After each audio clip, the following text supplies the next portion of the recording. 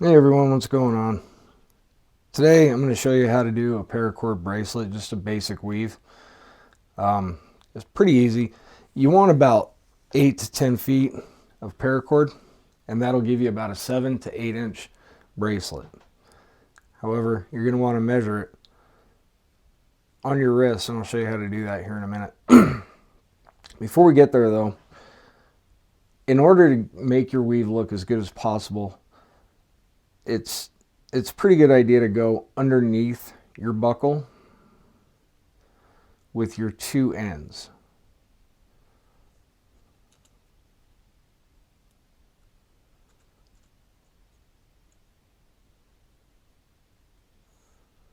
Pretty simple.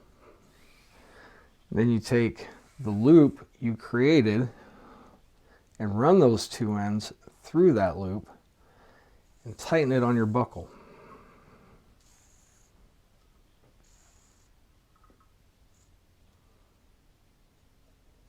And that's what you're aiming for right there.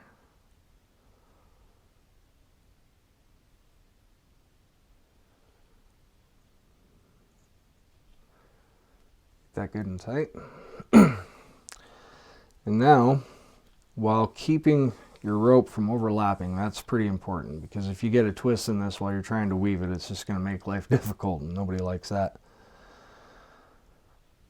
With your two ends on your other buckle, you need to go in from the top.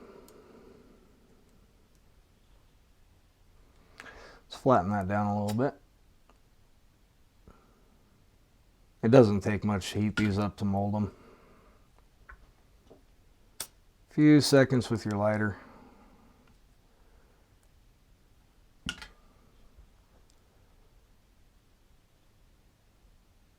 There we go.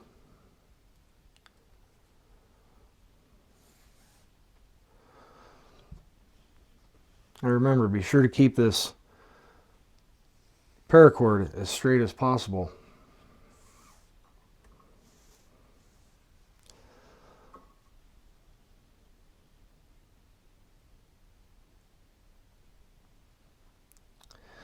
Now when you measure this, you came in from the bottom on this side and the top on this side.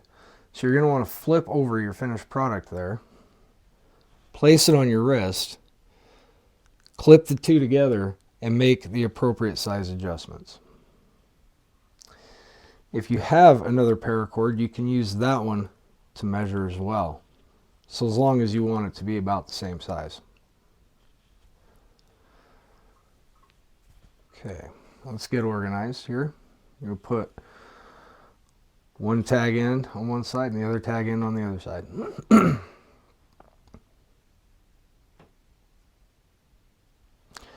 All right, when you start this off, you can start either left or right. I like to start on left just because. You make a loop and put it in front of your bracelet. With your other tag, you go in front of your previous line, behind it, and through the first loop that you created. Pull it tight. Cinch it down.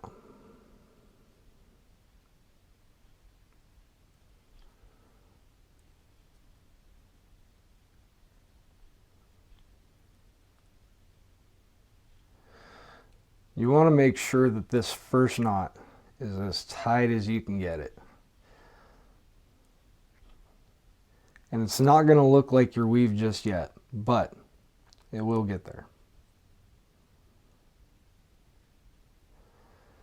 Okay, now you've done the left side, now you do the right side. Make a loop over your bracelet. Take the other side, go behind and through your first loop. Oh, looks like I messed that one up. Let's try it again. Okay. Make your first loop in front of your bracelet. Go in front of that line to make another loop.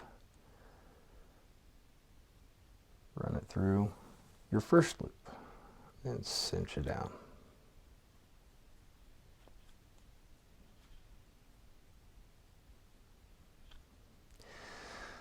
Now, if you ever forget which side you started on, you can see that there's a vertical right here, and there's a vertical right here. One of these is always going to be lower than the other, and that's the side you want to create your first loop on, is the vertical line lower than the other. So this one being on the left-hand side, we'll do this one on the left. Create your loop, over, under, and through,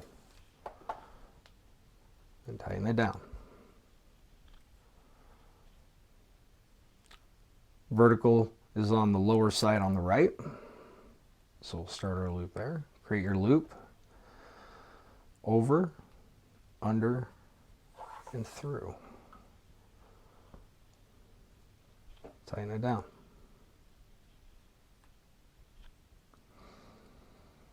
Once you get about 3 or 4 of these on, you can really kind of start to see your weave come through a little bit. And if you mess this up, if you do a left-hand side and then a left-hand side again, you'll know it's pretty obvious. So see, now you can start to see that weave coming through.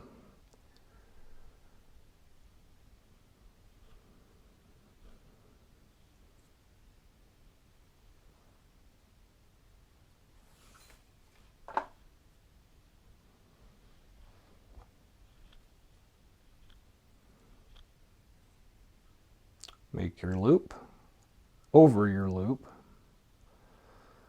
under your bracelet, and through your first loop. It's pretty easy. All you're really doing is tying a square knot in these.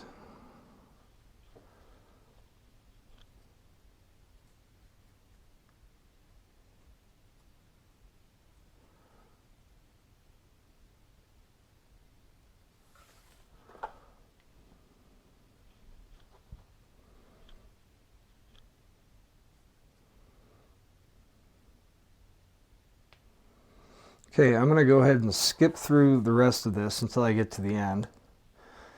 And I'll show you how I make sure that this doesn't unravel on itself. Okay, now that we're towards the bottom, there's a couple things I want to show you. Number one, you can tie over this tail as much as you want. Just remember though that when you start tying up against that last bar on the buckle, you're just going to start stacking your ties, and it kind of doesn't really look all that great. But it is always a good idea to cinch up that last little bit, because if you don't, it can cause your tie to start to come loose, and then your bracelet will unravel. So there's just a little tiny bit there, so I'm only going to do one more after that just to cinch that up and make sure it's nice and secure. It's the exact same process, even with a buckle in your way, which is kind of annoying, but such is life. Ah, what the heck. Let's do one more. Just to fill in that little tiny gap.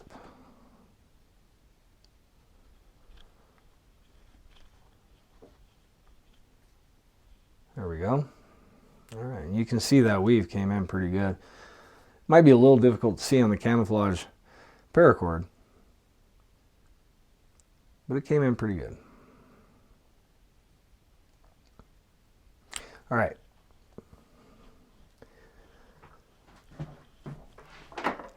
Let's get those ends cinched up real good. I like to leave maybe about 1/8 of an inch or so where I'm cutting it. And I'll show you why.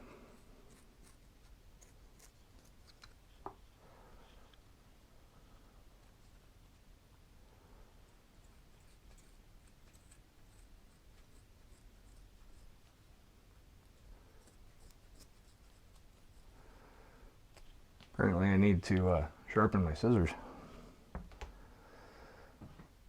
Okay. What you're going to want to do here is melt these ends, but instead of pinching them like I did earlier in order to get them through the bars, you're going to flatten them with your lighter. And what that is doing, creating sort of a button, if you will, so that your your paracord rope is no longer small enough to fit through its own tie.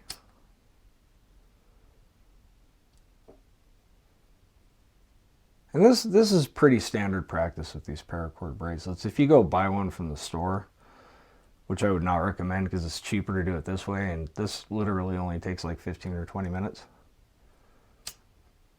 you'll notice that the ends on those are also burnt. Now, the reason I left the 1/8 inch is to get that little button that you're creating as large as possible without making the bracelet look super tacky or burnt, I guess. So there you can see how big that is. There's no way that's going to fit through these knots.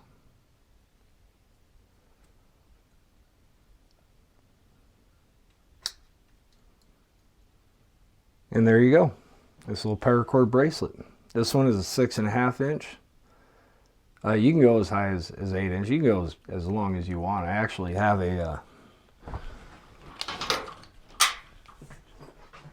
have this one that I did some years ago. There's no end to how much of this you can do, and I just put my little land nav compass on there.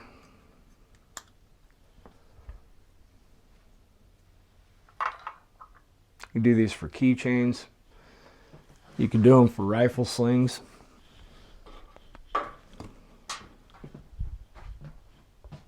But anyway, I hope you enjoyed the video. If you did, please hit the like button and subscribe to the channel, and I appreciate your time.